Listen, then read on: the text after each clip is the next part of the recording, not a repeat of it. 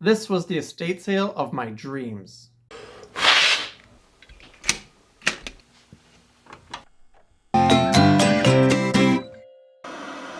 I found this estate sale on Facebook Marketplace. It was taking place in my hometown. It was the sale of a collector and antique dealer. The first image on Facebook was of a box full of vintage action figures. I could see a Star Wars Wampa, I could see a He-Man, so I knew I had to go, but unfortunately I had to work. So I sent my wife there on Saturday morning, and her and the kids picked up a whole bunch of stuff for me. After I got off work that day, I went back, grabbed a few more things, and then the following day on Sunday, everything was half off. We went back, I filled up another full banana box of stuff. The sale was crazy. There was just so much stuff. It was unbelievable. Collections of all types. Every room was just full of boxes and piles of things. And good things too. Antiques, action figures, vintage items of all kinds. Most of the toys were in the garage. There was things on the tables, but underneath the tables there were still banana boxes full of things to rummage through. I found a lot of good things because I think they were really well hidden from other collectors. This has to be the best estate sale I've ever been to, besides the one where I got all those vintage G.I. Joe boxes you see behind me. And unlike most estate sales, this place had fantastic prices. On the first day of the sale, action figures were like $1. Everything else was just like a couple bucks here and there. Some things that didn't have prices, they just throw together and give you a bulk price. Usually when you go to estate sales, the sellers have looked things up and they're priced really high on the first day, and they might come down each day after that. But there was just too much stuff here. I think they would have taken all year to price everything out, so they didn't do it. Some things on the tables had prices, but things rattling around in boxes were just pile it up and they'll give you a price. Anyway, that's enough talking about this awesome sale. Let's check out what I got. Let's start out this haul with some vintage Star Wars. And at that, let's start out with what might be my favorite thing that I got. This is a lightsaber for the vintage 12-inch large-scale Darth Vader. A figure that I've had in my collection since the very beginning. I had it since I was a kid, and here is the lightsaber to complete him. I have his cape. I've never had this. I could not believe it when I just found this sitting on a table at the estate sale. Then the only figure I found was this Walrus Man. He is probably the worst vintage Star Wars figure in my collection now. This guy is floppy as heck. Pretty much all of the paint is rubbed off his tusks. But I just threw him in on 50% off day into my banana box, where they gave me a bulk deal for the whole box for $10. So I took him. And here is a Wampa. New Tauntaun, Wampa, and action figures, each sold separately. That my wife picked up on the first day for only $1. He's a little bit yellow, but that's okay. I can't imagine a creature out in the wild would have pure white fur, so it's appropriate. Gonna add this guy to my Hoth diorama, so pretty cool. Then I got this old storybook, Star Wars The Maverick Moon. Pretty cool. It's got some neat artwork in it. I don't have this one yet, so I'll add that to my bookshelf. Then this guy is not really vintage. He's from episode 1. This is an AOP, I believe. He's just a space camel. And so I threw him in my banana box, so he probably cost me next to nothing. These are actually pretty expensive online, like $30 just for this guy. Yeah, some of these creatures, I don't think they produced more than once, so if you want one of these in your Tatooine display, say you got the new HasLab Cantini and you want one of these, there's only one way to get it, which is used. So I thought I'd grab him. And then there is a vintage C-3PO case, which I didn't have. I think I have 4 of the Vader case, but no C-3POs. My wife grabbed this for me on the first day. It's sort of beat up, most of the chrome's off the top buckle there, but he'll still look good on a shelf. Alright, now we're going to take a look at some Kenner the Real Ghostbusters figures. A little disclaimer on all the figures you're about to see here in this haul video. Some of them I bought for $1 or 50 cents a piece, but the majority of them came in like big plastic gallon bags where I paid a price for the entire bag, which was under $1. So first of all, we have your standard Ray and Peter here. These aren't in great shape. They were just in a bag of figures, and they'll probably end up driving my Ecto 1, where you're not going to see them very much. Then we have the Super Fright Features versions of Peter here. Works like this. Kind of silly. And then even weirder than that, this is the Super Fright Features Winston, whose head goes out of the dome and into his chest. These are just ridiculous, but pretty cool to have. And here is Power Pack Heroes Louis Tully. I like the Power Pack Heroes because they all look like they're wearing like early 90s windbreaker outfits with these weird geometric designs on them. So I got him. And then we have a standard Fright Features Winston. His head spins and his mouth opens like that. I ended up with 2 of them. This one's feature doesn't work very well.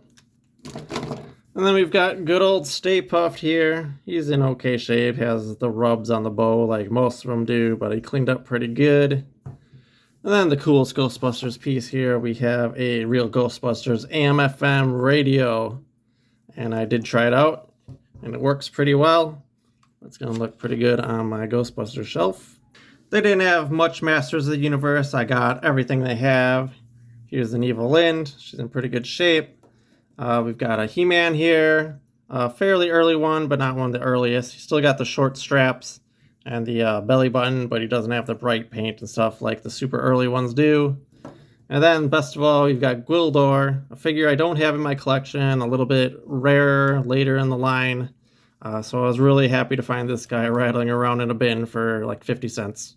Moving away from figures, here we got various lunchboxes and such. I got this G.I. Joe thermos here. I'm not exactly sure which lunchbox it goes to, but it's always good to have a thermos in case you find a lunchbox. I gotta look it up. Then I got a Dino Riders. It's a pretty cool thermos right here. We've got the uncaptured, and then here we've got the one with all the gear on it.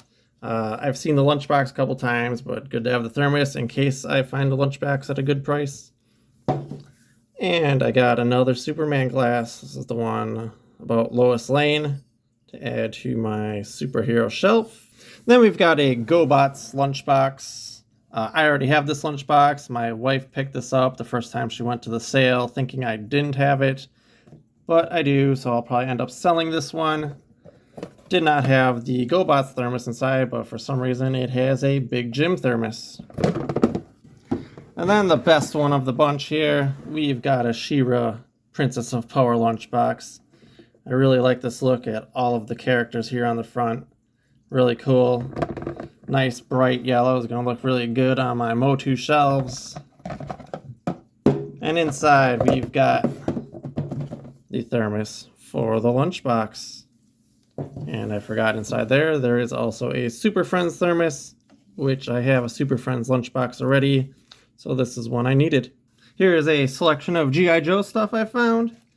Here is a version 1 of Roadblock with somebody else's gun. He is in desperate need of an O-ring, but still pretty good. Everyone's favorite figure, Deep Six from the Shark. I'm just kidding. Everyone hates this figure. Then we've got a Whirlwind, missing most of its pieces, but my Whirlwind has a broken turret on it, so I'm going to swap that out. Bunch of weird odds and ends here. We've got a G.I. Joe Yo-Yo. We want to get even weirder. We've got this toiletry set. Comes with this locker bag, a toothbrush holder, does not have the toothbrush inside. And it's got a little drinking cup that has the armadillo on the front. And then this is Leatherneck here. It's a little soap holder. And the soap is still inside and smells like an 80s locker room. This is a bag of G.I. Joe stands that came with a board game. So either you could put the little cardboard characters on these slots here, or it includes a peg hole where your G.I. Joes could actually be stood up and played with in the game. So these are pretty handy to be used with my action figures. Then we've got the G.I. Joe mobile field unit. This is a walkie-talkie set. There's this piece here. Buttons are on top, so this is the mobile field unit, and on this side is supposed to be a removable walkie-talkie, which is missing, but I still think it's pretty neat, and it's going to look pretty good on a shelf. Then we have the Tyco G.I. Joe train. I didn't see the rest of the set there, but they did have these cars. So we've got the engine here, I guess, a tanker car, this little box car, and then I think this is the caboose. So this is going to be pretty cute lined up on my shelf. And then we've got two G.I. Joe puzzles. This is part of the 4-piece mural set. It's got the whale and the hydrofoil here. So you actually can get 4 puzzles and make one big puzzle with it, but still pretty cool artwork on the box. And then we've got an earlier puzzle from like the 82 figures. It's just a bunch of the characters in front of the Mobat here. Real quickly, a few more random things here. We've got a Nightmare Before Christmas VHS tape, which I'm just going to put behind some of my Beetlejuice figures and other Tim Burton related things. Got a Smurf AM radio. My kids picked this up for some reason right now. They're obsessed with Smurfs, which is just strange, but they like this. I got a Pigs in Space book for my Muppet shelf. And a Teenage Mutant Ninja Turtles comic. Here's some really cool taller figures. We've got all 3 of the main Centurions here. We've got Jake Rockwell. He's the only one I currently have in my collection. Then there's Max Ray, the only one I had as a child, so it's pretty cool to get him back. And then I've got 2 different Ace McClouds. And Centurions is a good line to have multiple figures of because each of their attachable equipment sets require a figure to put it on, so if you get all the sets, you want to have multiples of the figures. Centurions! And machine! Jake Rockwell, Ace McCloud, and Doc Terror each sold separately. Trouble up rubber, Jake! Energize to assault mode! Let's do it! I name this Doc Terror down! Centurions! Take this! Energize to power mode! Balloons away! Fire! Now it's Doc Terror falls! Right, Jake? Right, Ace! New Centurions, Jake Rockwell, Ace McCloud, and Doc Terror come as shown, each sold separately. Then down laying here we have a suit for Amigo Batman. We've got Evel Knievel here with his helmet. My current Evel Knievel did not have his helmet, so pretty awesome. And we've got Brave Star, my first ever Brave Star figure. He's not in great shape, but now I have one. And then from Space 1999, we've got Dr. Bergman ×2. I mean, these were 50 cents. I wasn't going to leave a 50-year-old figure behind for 50 cents. Gonna put one by my Eagle spaceship, and the other one I'll probably get rid of. And then we have a Mark's Noble Knight. These guys are from the late 60s. He's supposed to have a bunch of attachable armor pieces to kit him out as a knight, and he came with a horse. But I think this guy was $1, and I thought he was pretty cool. Couldn't leave him behind. Here's a bunch of Batmen. Most of these were in some of those bags. I didn't intentionally buy them, but there are some good pieces here. Here's a Superpowers Joker that's in really good shape. His action feature still works. He's missing his coattails, but still pretty cool. Then there's the Bruce Wayne Batman here. He's the one that comes with the outfit you can put on him. He's got this nice sweater on. So Batman Returns Penguin, which is just a redo of the Superpowers one. A whole bunch of other random Batmen from the movies and the animated series. A couple Kenner Robin Hood Prince of Thieves things here. We've got the Sheriff of Nottingham figure. And then we've got the back end for the Battle Wagon and the catapult for the Battle Wagon. I grabbed this because it was just there, and if you know, the Star Wars Ewok Battle Wagon uses the same parts in a slightly different color, but That's a pretty rare piece, and if I ever find it and it's missing a part, I won't mind putting this piece on there. And we've got some little mini weapons here. This is like a bolo launcher. You put the rocks on here and it throws them, wraps the guy up. Now we've got a net launcher here. Big arrow shoots a net. As the sheriff attacks with the bowler bomber, Robin strikes back with the net launcher and the unstoppable battle wagon. Swift as an arrow, Robin saves the day. A few Ninja Turtles here. We got classic rocker Leo, Raph the Magnificent, pulls a bunny out of his hat, like so. We've got Princess Mitsu from the third movie. Got an Ace Duck with his hat. Zack the Neutrino. I don't have this one. I have the Toon version, which I like better, but now I got this version. And there's a Road Ready Donatello who transforms into a car, but he's missing an arm, but he was in a bag, so got him anyway. Whole bunch of random figures here. First up from Eagle Force, we've got General Mamba here. These are cool solid metal figures. We've got this little PVC Rocketeer. And we've got this little Tomy wind-up robot. I have a bunch of these, but this one has like a purple dome. None of my other ones do, so that's cool. We've got a Lego Knight figure here. This is one of the ones with the sticker armor. So this came with the original Yellow Castle, which is one of the first sets that came with actual minifigures. So that's neat. We've got a little buff caveman here from the Play School Definitely Dinosaurs line. You've got a Leonard Core figure. I think this guy's name is like Boomerang Billy or something. You got 2 Wolfmen and 1 Frankenstein from the Burger King Universal Monsters. And we've got Corporal Hicks here from Aliens. Got a RoboCop figure, missing his helmet unfortunately. I really want to get some caps in him to see how he sounds. It's such a neat feature. We've got a Dr. Bones McCoy here from Playmates Star Trek. And then another Star Trek figure. This one's Dax, which we had to get because my son saw this nameplate that says Dax on it. He has no idea who this figure is, but my son's name is Dax, so he thought that was really fun.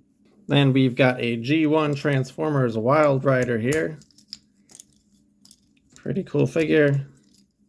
Found him in with a bunch of Hot Wheels. A couple of Venture people here. This little diver guy came with the Sea Explorer set. Little Daredevil guy and a kayak. We got Betty from Flintstones Kids, which is pretty odd because the only other Flintstone kid I have is Barney. And I happen to have the little ride-on vehicle for Betty, but I did not have her, so that's a coincidence. We've got 2 different versions of Arnold from Last Action Hero.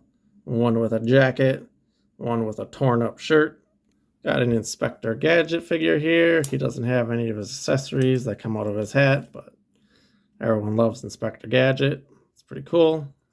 This is a Ninja Warrior from Hasbro. It's not a very popular or well-known line, but he was in the bag, so now I have one. It's kind of a Motu style posing on these guys, I guess. Got some Hasbro wrestlers.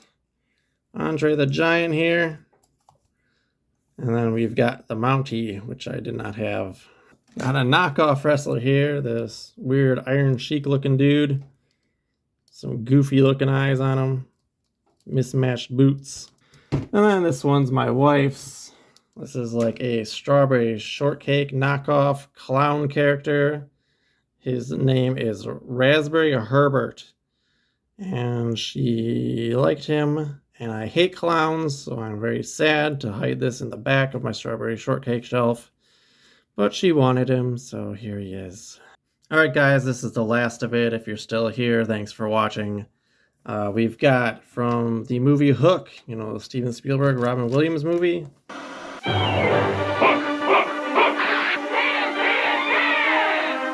time is up, Hook.